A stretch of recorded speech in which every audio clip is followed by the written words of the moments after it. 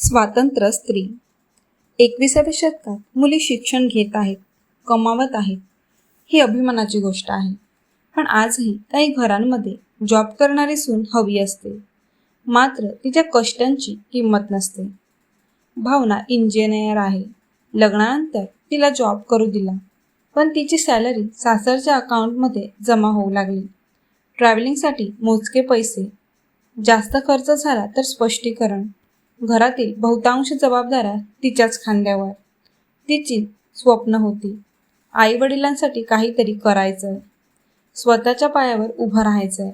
पण पैशावर हक्कच नसेल तर स्वातंत्र्य कुठे राहिलं?